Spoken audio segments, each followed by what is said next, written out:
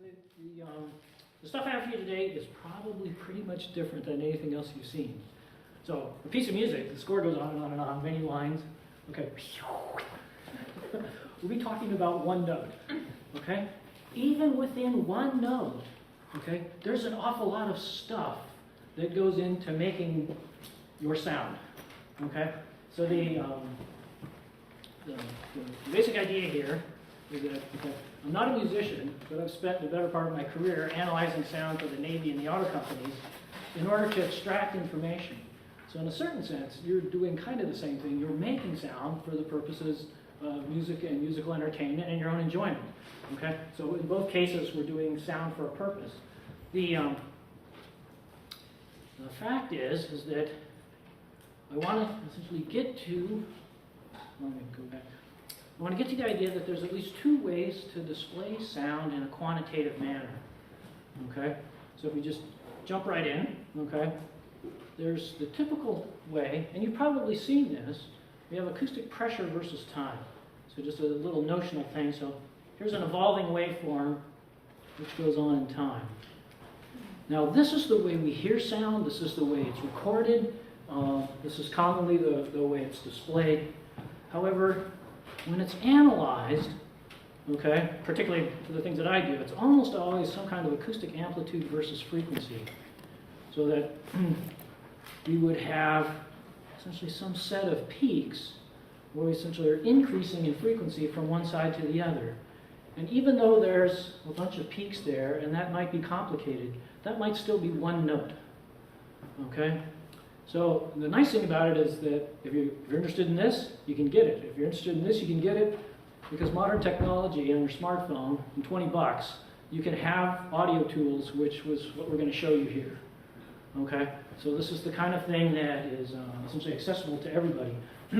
And the potential benefits come from the fact that it's graphical and it's quantitative.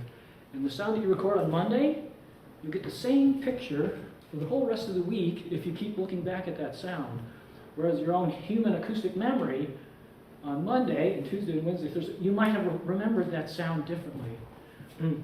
So understanding and using both representations, of course, may be beneficial for the production of music. So here's the motivation that I know about. Some of the things that we talk about today are similar to some of the things that I've done for automobiles.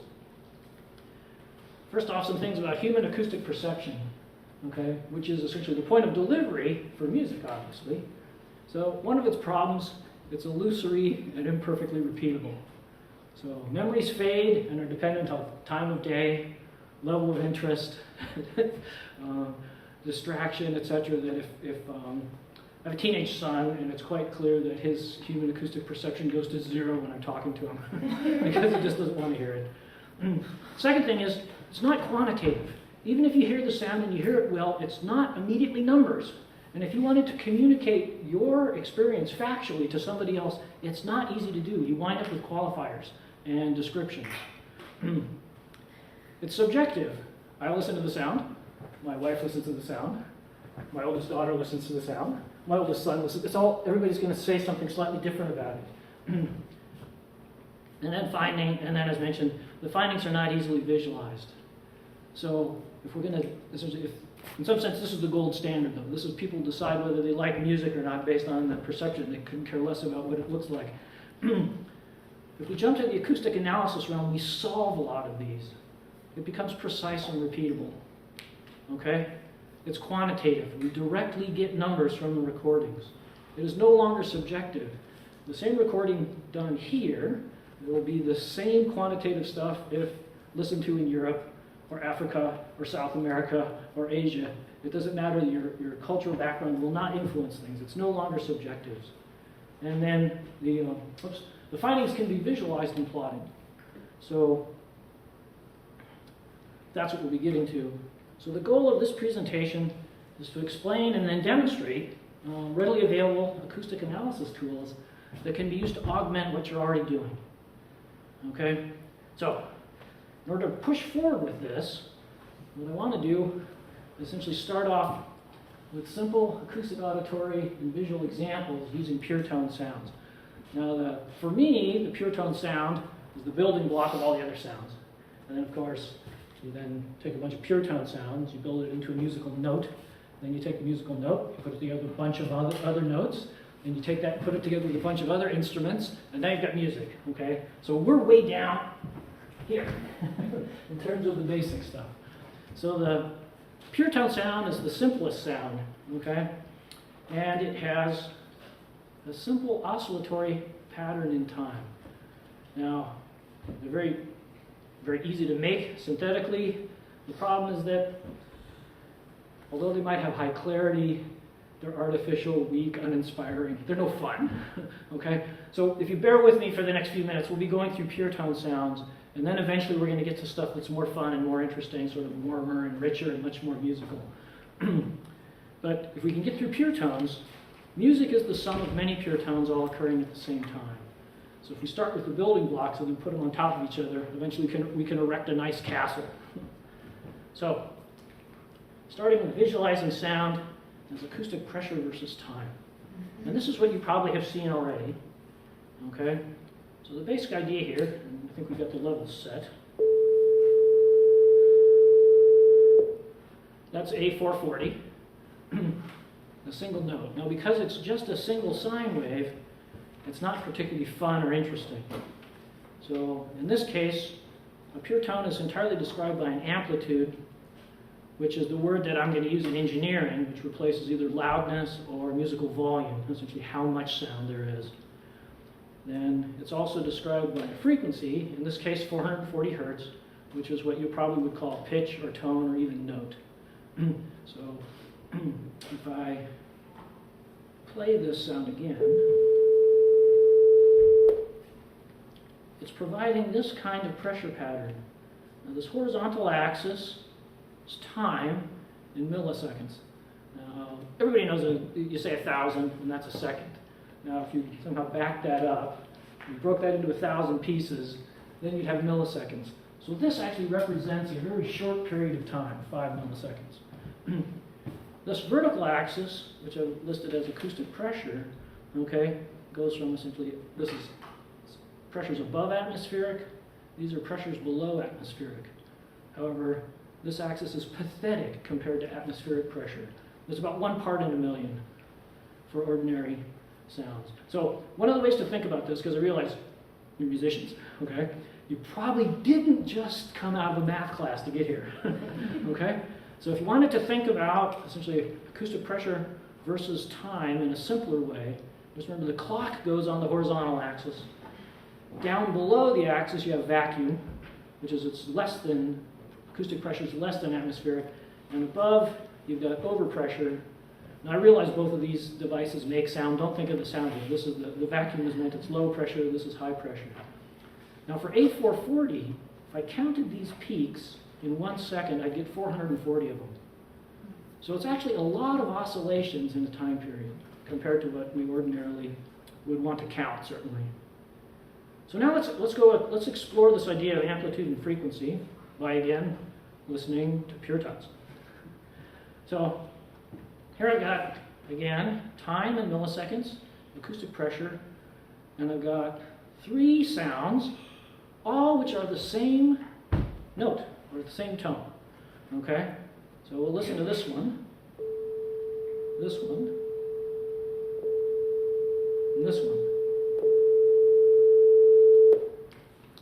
Now if you're listening carefully, you would know it got a little bit louder. However, in reality, this is a full factor of 2.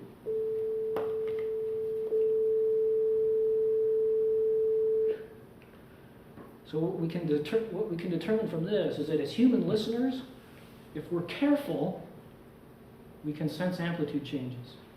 But we have to think about it. Okay?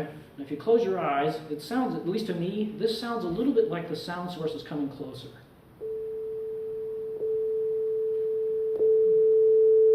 Okay? Because sound levels tend to decrease with distance away from the source. So the main thing to note here is that the amplitude goes up. These are 3 different sounds. So we can determine amplitude if we pay attention. Now let's talk about the second thing that makes up the pure tone is the frequency. Now the frequency is determined essentially either as the distance between the peaks or between essentially all the upward zero crossings. So here's the A440 that we just listened to. And these are now 3 tones, which is essentially times 1, times 2, and times 3. And now it's obvious.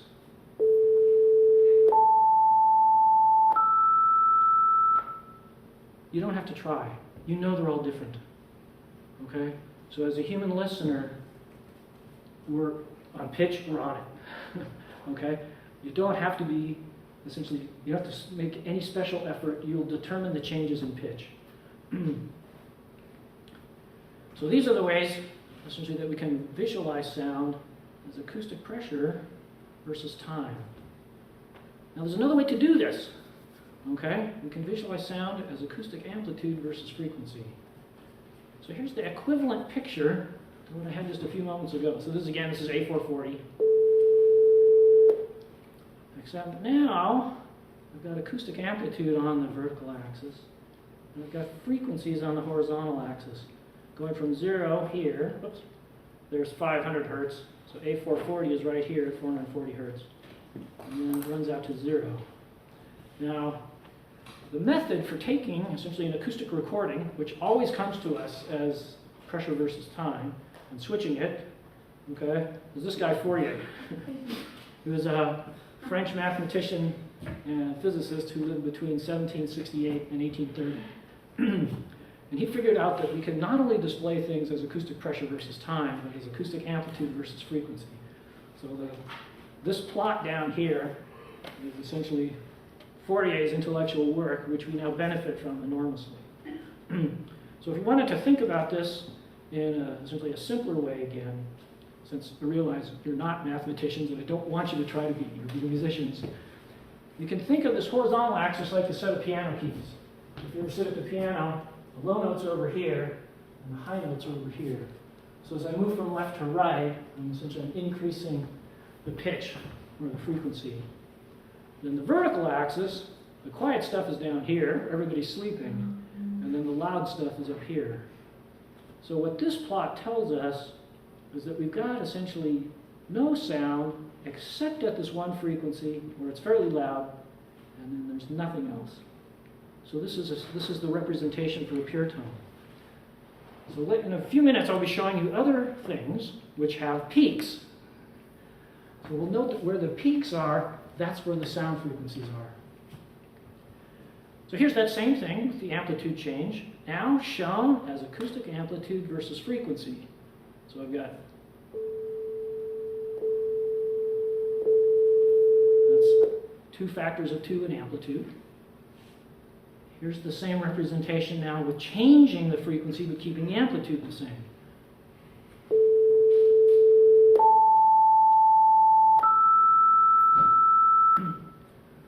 So the shift and the peak from left to right means I'm running the pitch up. So now let's get away from the completely plastic sounds and start putting them together. So let's combine some pure tones, and I'll show you this first as acoustic pressure versus time, and then acoustic amplitude versus frequency. So we'll start with what you've already heard, at least a couple times, acoustic pressure versus time for A440. Now I'm going to add to it essentially the same note, but from the next higher octave, and I'm going to put it in at half the amplitude. So that sounds like, you put it together, finally, it's more interesting. Now, because of, there's not one up here, but because of the physical structure of the flute, you will intend to make what I would call the fundamental frequency. And then the instrument itself, naturally, with your cooperation, produces sets of tones which are integer multiples of the first one. So even though this sounds, obviously it's more complicated, this would still be something that you could, that would essentially come from a single note on a single instrument, because it's, now you can see the black curve here is the sum of the two. So if this is a sine wave and this is a sine wave, now we're getting something that's a funnier shape. So let's add another one. So here's what we just had. And now I'm going to add in the times 3 frequency, but even at a slightly lower amplitude. You put those together and you get, okay? Now, it's not music yet, but it's starting to sound a little bit like a harmonica, okay? And that comes from adding the tones in. So when you're playing the flute, anybody have an idea how many tones you're getting? Okay, I'll show you. It's at least 11. Okay, I cut the plots off at 11, but they keep going beyond that. So let's add one more in. So here's the 3 tones. We'll add in a 6. And then put these together and we get, so it's becoming sort of a real sound, okay? And it comes from adding the pure tones. Now this is in what I would say in the time domain, where I've got time on this axis, so I get this funny looking waveform, okay? We can learn something from that, but I cannot see what frequencies are there. But if I look down below, now I've got the acoustic amplitude versus frequency. Now I can see exactly what I've got. I'm thinking of this lower plot as being the anatomy of that sound. Okay? And that if we were going to be doing, let's say, the identification of a distant submarine, which was from a foreign entity that we wanted to track, that's the kind of stuff they're looking at. Okay? They're looking for that kind of acoustic signature.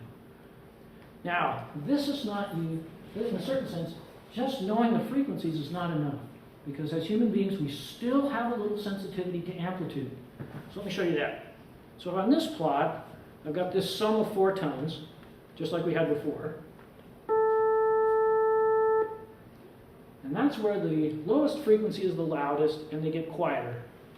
Then I've got this one down here, where they're all the same amplitude. And if you play these back to back, the second one's buzzier. The second's not as warm. Okay. To me, it's just plain different. So if I then, well, if I look here at the black curve, and I look here at the black curve, I might have trouble discovering what's happening.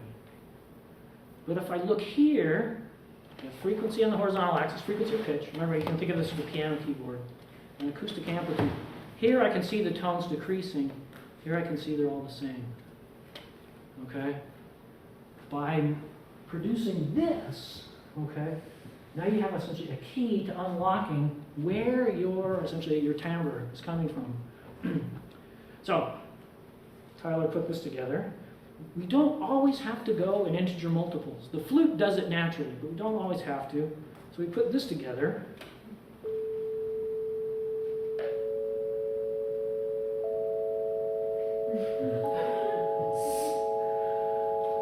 So this is a guitar chord. And if we ask Fourier what we should see, we get this. So here's the 440. And then I think this is this 5 quarters? C#5. Okay, anyway, and then, so these others then give that more complicated sound. Now that's all artificial. I'll get to the meat of the problem. So here's a flute.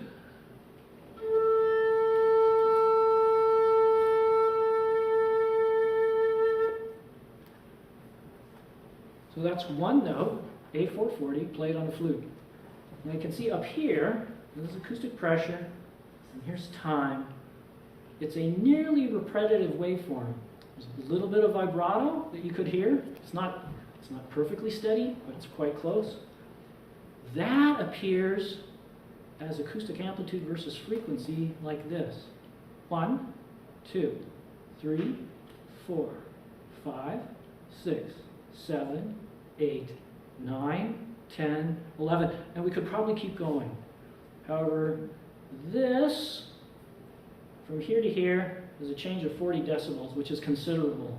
So the peaks that are out here, they're adding some to the character of the sound, but they're not going to be as important. So that's what you get by trying to make A440, you're actually doing all of these. Okay? And when they're done correctly, these are all integer multiples of that original frequency. And the instrument itself is making essentially all of this complexity. Okay? Now, you as the player have some control over this. How hard you blow, how big of an opening you blow through, how you hit the mouthpiece. Okay? And that then leads to different heights of these peaks, and to a certain extent, some alignment of these higher tones. So essentially what this lower plot is showing is the anatomy of that flute sound, is that we've got at least 11 frequencies in it, okay, with some other stuff filling in between. So before we get to, I've got a few more things to show you. And sort of like the intellectual summary here then is that sound can be visualized as acoustic pressure versus time, and as acoustic amplitude versus frequency. And the second one is what I'm thinking of as the anatomy of a sound. Not human anatomy, not anatomy of the instrument, but anatomy of the sound. Such visualizations can quantitatively indicate the character, signature, timbre of musical sounds.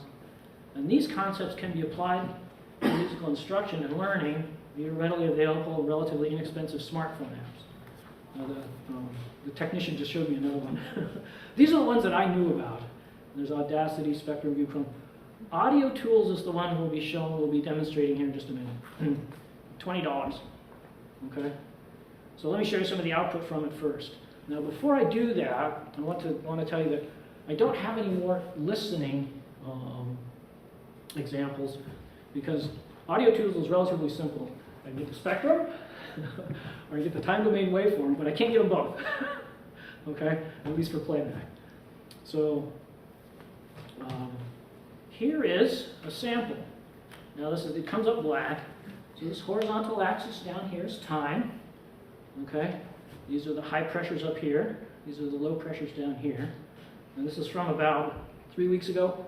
Professor Porter was playing 14K white gold flute. And there's some really fun things that I can see here. Number one, it's really nice and it's almost perfectly periodic. And if you look at the waveform, essentially these dips almost all come down to exactly the same place.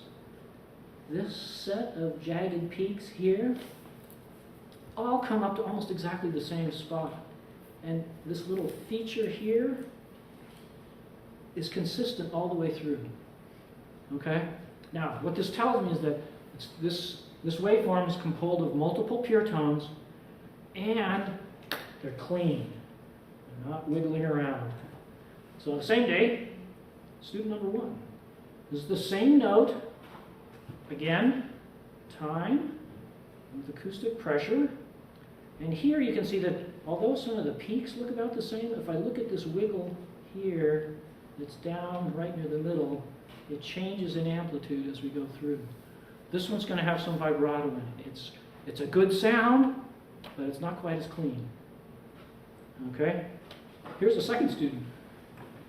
First thing you note, I think they were a little closer to the microphone because the amplitude has gone up and down. This one's louder.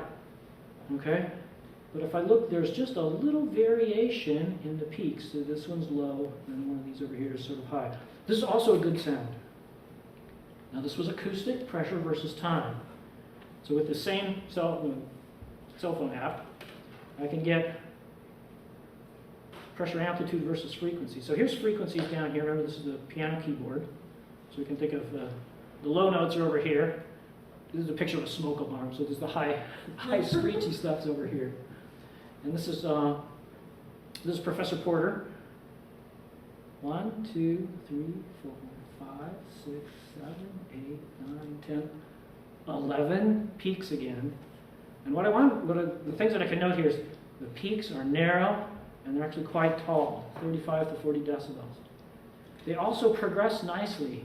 First up, here's the fundamental, second harmonic, third harmonic, and then they come back down. They don't alternate. Okay? Also, the tonal alignment is almost perfect. This one's at 440, and then the one that's at times 10 is up here at 4.4K. All right? So These are the quiet sounds, these are the loud sounds. Here's the first student. So this curve that's in rust, a little bit lower on the fundamental, higher on the second harmonic. Lower, higher, lower, the same, then all lower. And then we note a little bit of tonal misalignment here, and then perhaps noticeable tonal misalignment here. Okay? Look, I'm not a musical expert. I'm not a trained listener. You likely are. When I heard these two sounds in this room, they both sounded great.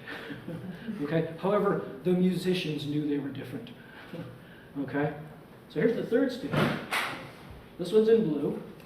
Again, okay, the blue up, and then I think it's down, down, up, down, up.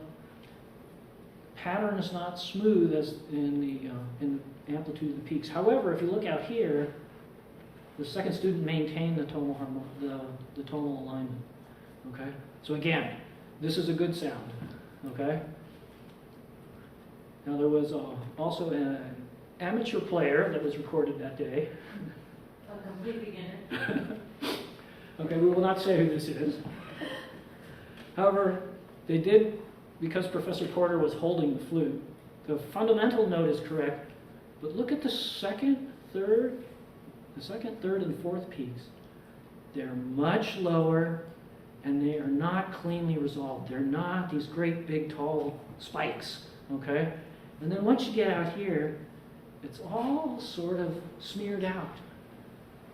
If that player was to be instructed, use this cell phone app to make a better sound, then what you got to do is essentially work with the instrument in order to try to essentially get these to pluck up again, okay? So that if you have this and you want to play a really nice A440, you just pull up Professor Porter's sound and then try to make yours look like hers, okay? So, yes? Do you by chance have these to where we can actually hear the sounds Okay. of Professor Porter? As I said, the cell phone app is essentially not that expensive, so I can't do dual recording and spectral analysis at the same time. You hit two different buttons. However, your question is a good one, because we're now going to the live part of this. Okay. Half of this was me blabbing at you. The other half of this is when you get in the line over there, we'll turn the spectrum analyzer on. We'll get the heck rid of me, and we'll get the live demo going. So Tyler, you want to come up? Okay, Kelly, here's your play out. Okay. So we're gonna switch over. Okay, so as we're getting started, this is frequency on the horizontal axis, and it's amplitude on the vertical axis. And just so you can see, percussion sounds raise the whole level of everything. Airbrush sounds also raise the level of everything. And then a tone gives you a peak. Okay? So somebody want to come give a...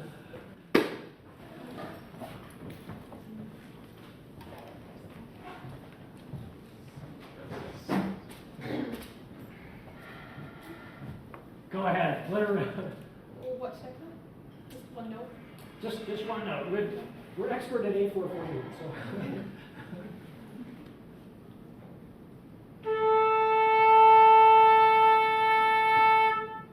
Nice. Very nice. So the Tyler, you want to pull the cursor up? Yes. Okay. So right there. Okay. A440. Well done. You got it. Okay, move over. This one's twice. This is 880. Then 13. Just a hair sharp. 17. It should be 17.6 right on. So part of it's in the software. There's finite resolution as you go across. But it's very nice. You get the tones coming down. I'm not picking on you because I don't know what I'm doing. But this one's got to come up a little. And this one's got to come up a little. So I can compare, but I can pull up Oh yeah, if you want to pull up. one of the old ones.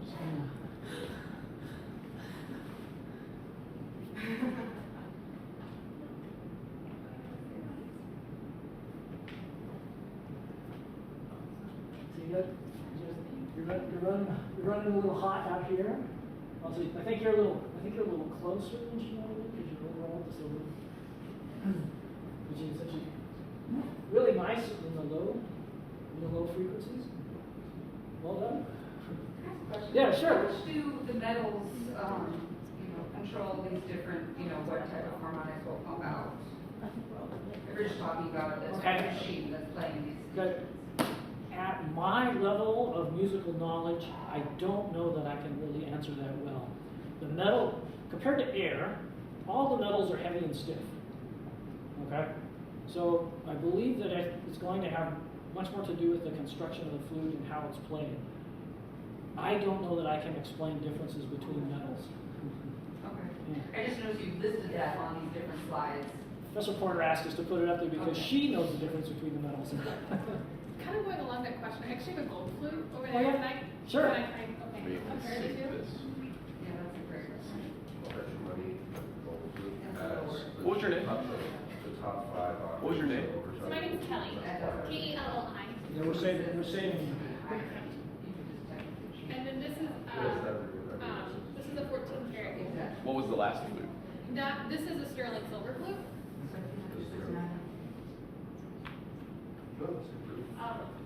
Oh, What brand is that?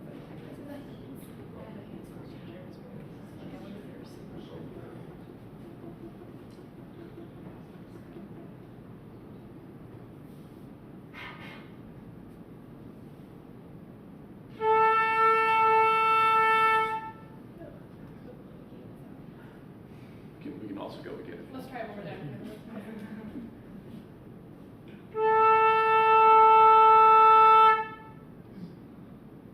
Interesting.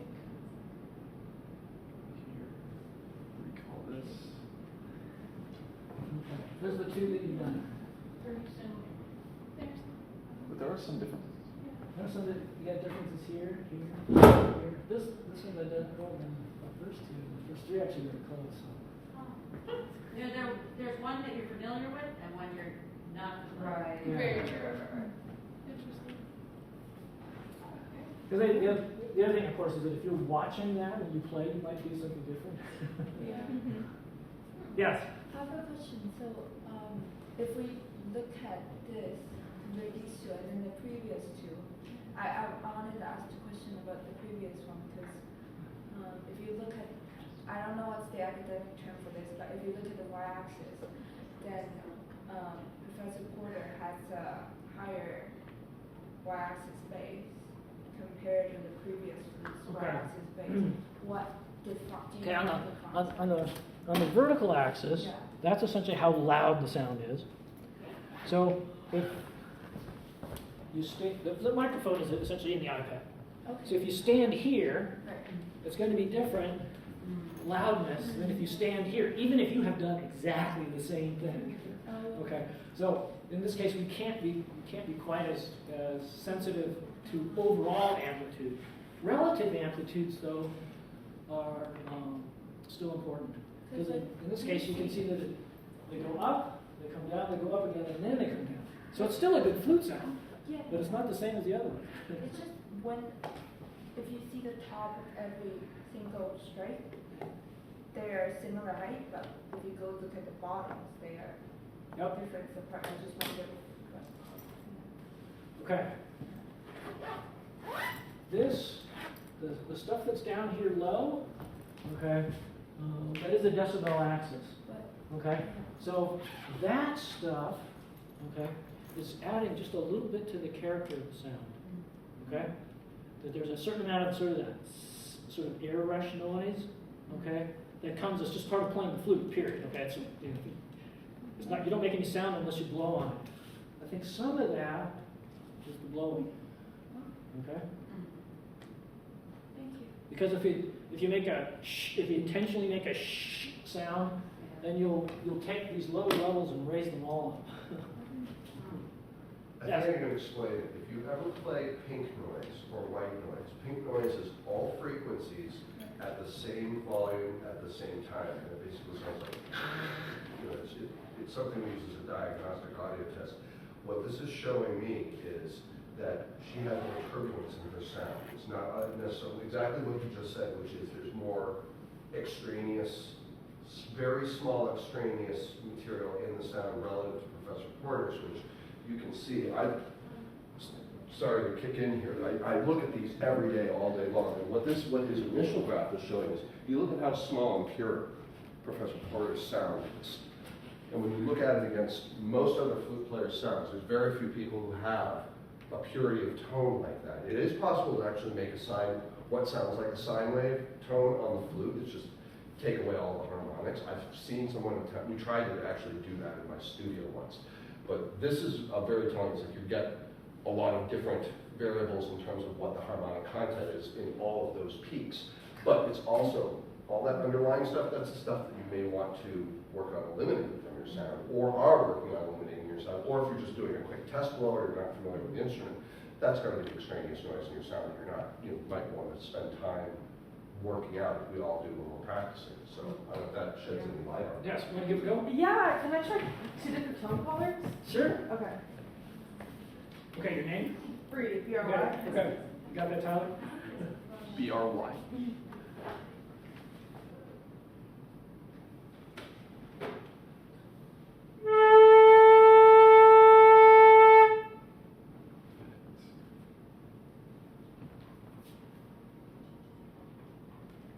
Now, what would be a representative title for, Sterling Silver, Hollow. but like for what type of Color. color? Oh, Direct so- sound. Yeah, this one's direct, the next one will be more hollow. Perfect. Okay, because you have an interesting feature. Oh, You got this extra P. huh? See, there's an extra P. Oh, weird. What does that mean? Don't know. Uh, Like I said, I'm helping you analyze the sound. How do you produce that? I don't know. Is that good or bad? You're the musician. You have to decide. Okay. You sound great to me. Okay. Okay. All right. I can. Maybe that's your signature. That's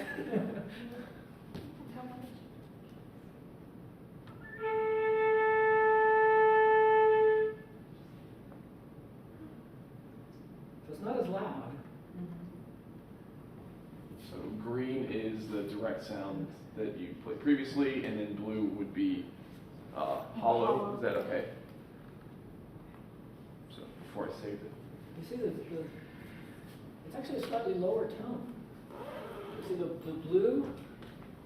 I mean, the blues are shifted down just a little bit. Does that mean it's like flatter or that's just Again, that's for you to decide. okay? Okay, this is a way of visualizing what you've done. Okay? So if you want essentially that change in character from direct to hollow, this is what's going on with the sound. Okay. So, like I said, I'm not a musician. The instruction that I give is usually about the stuff that Fourier taught.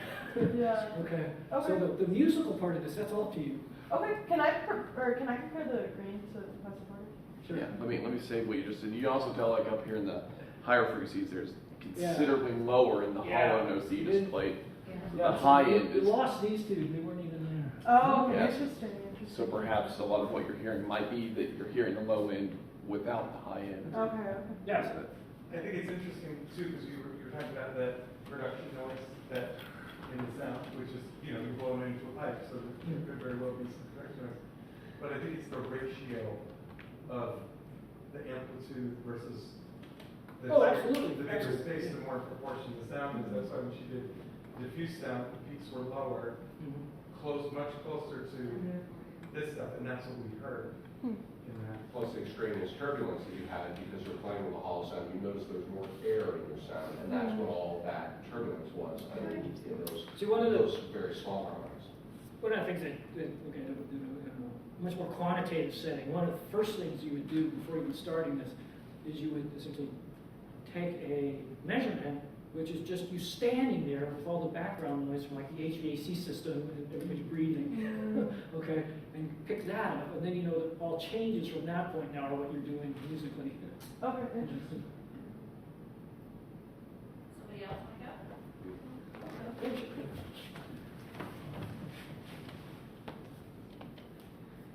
Just 10 bullets.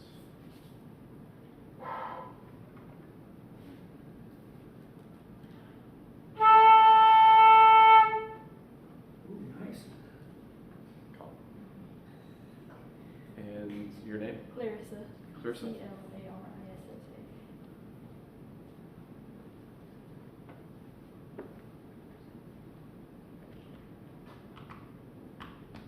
None of you are beginners, you know, so all these are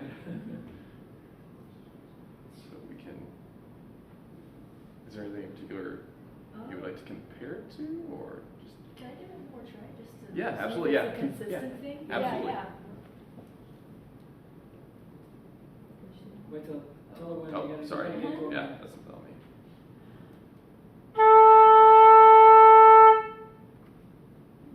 Pretty close.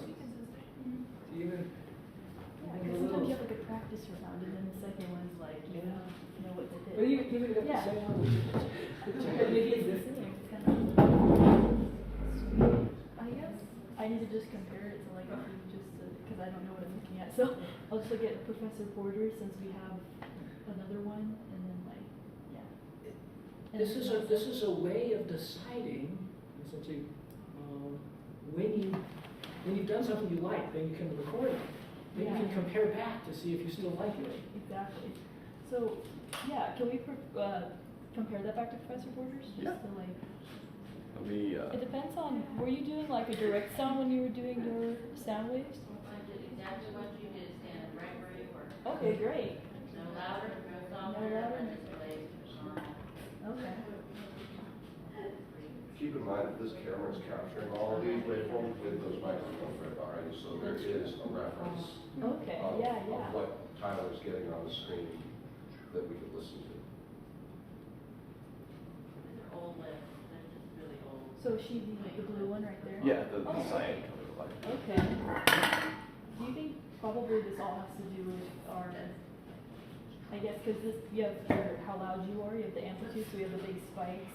Everyone seems to be getting too far. We all like the big spikes, and then we've got kind of the bottom. But as far as what makes everyone different, because you can still have like a sound that is considered like a clean flute sound, but you're still sound different. See, Can some this of- also have something to do with different see, some of timbres of Yeah, see some of the people? Like see, I some of feel the- like some of the characters come in out here. Where they've got this amplitude, that, and then That's the your green. harmonics, These two, right? these one. Slight misalignment here, more misalignment. These are gonna be your human hearing is actually sensitive up here. That's why smoke alarms are sort of in the 4K frequency range, because they always get your attention. That's where, as a human being, you're most sensitive to sound. yeah. So that when you're thinking of what gives sound character, oftentimes character, that's where it's coming, it's coming from here, okay? Okay, yeah. The note is coming from the first few, okay? Okay. So, the note, those you hit right on, okay? So with harmonics though, because a lot of them go like that.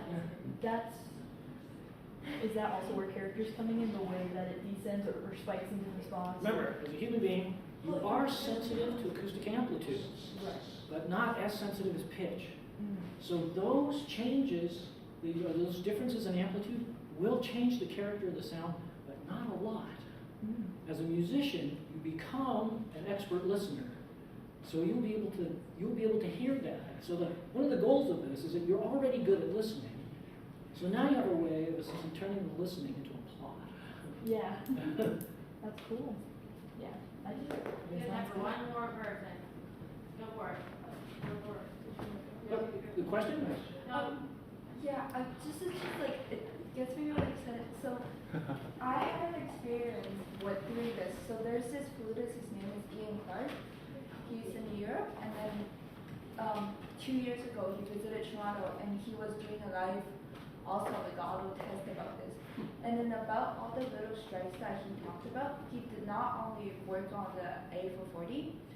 One thing that I found it interesting is because he talked about how those little strikes are overtones and harmonics. And because A440 and then the note that we've been playing on is a note that it's at the lower register on the flute body. It hasn't. There's also fingerings. There's no harmonic fingerings to produce that sound yet. There's a harmonic fingerings to produce. Does that make sense? Yeah. Like, if you play a A7, and there's an A7 fingering, and you can finger A6 that play out of harmonics, and then we can try to like compare that because that was. But you can't do the overtone of A3 because you can't do A3 on a flute, I guess. Yes. That's the- And then A6 because we can't do A5 Right. on the flute. Gotcha. I just thought that was really. So there are multiple ways for you to produce Yes. an A6 in this case. Yeah, not Or- 6 in this Or, case. okay. But apparently the strikes will change.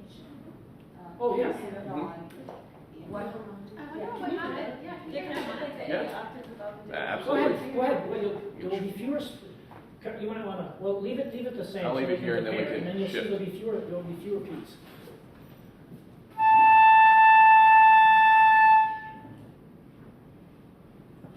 Interesting. Wow.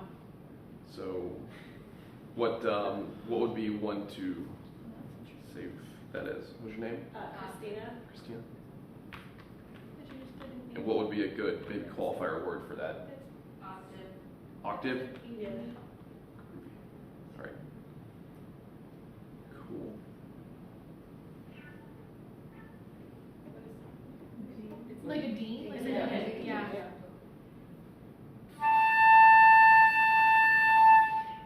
Okay, I like this. Yeah. We go here. And then what would be another good qualifier word for that one, Christina? Harmonic. Harmonic, octave. Harmonic. So we'll pull that one, and then we'll also pull up the first one that you did.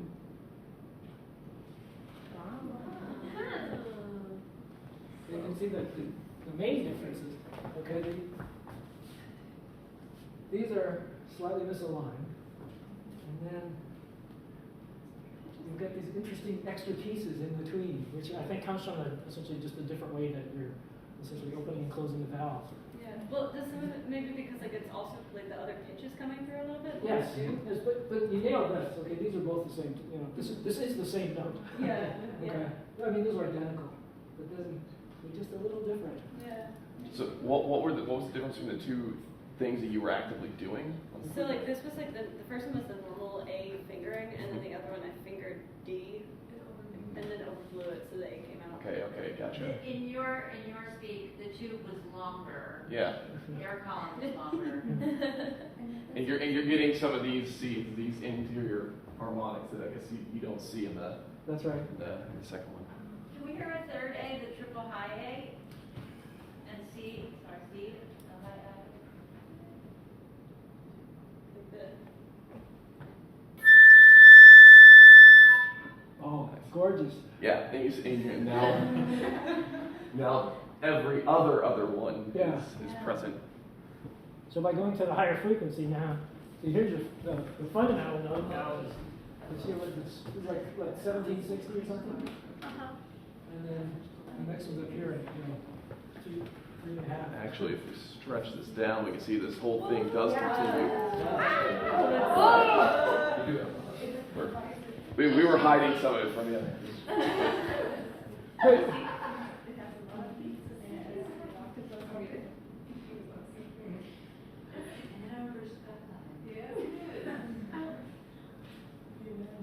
What do you think, everybody? Wow. Yeah, what's so great? What changes things for you? Yeah. Well, it was interesting. So earlier today, I was talking to Christina Jennings, and I said, so what I think we were standing next to her, and she was talking, we asked her about her philosophy on sound, and she kind of was saying, you want to have more harmonics, like for her, she wants to have more harmonics in the sound. And I said, okay, so where is it harder to get those harmonics? And she said the higher range. And when she was playing, like, naturally the flute has like less of the harmonic, like the extra harmonics going on as you get higher. And so if you wanted to essentially make them all even, you would want to have like, if you wanted to have all the little harmonics, then like, I guess you'd have to add more to the top and the bottom. And so this is kind of showing where it naturally, it becomes less and less, and it makes sense. That's what she's saying, because what's going on. So the fuller, like more dense sounds are, I can't remember, are they heavier on the left end? Now, I would say warmer are heavier on the left side, Okay. okay? Shrill probably isn't the right word, but I mean, bright is the Bright. better word, okay? That would essentially have more sound, more of the peaks essentially out on the right So side. like higher peaks or just more peaks? Both to get bright. Okay. Both to get bright. Okay. Well, this has been tremendous. Thank you so much.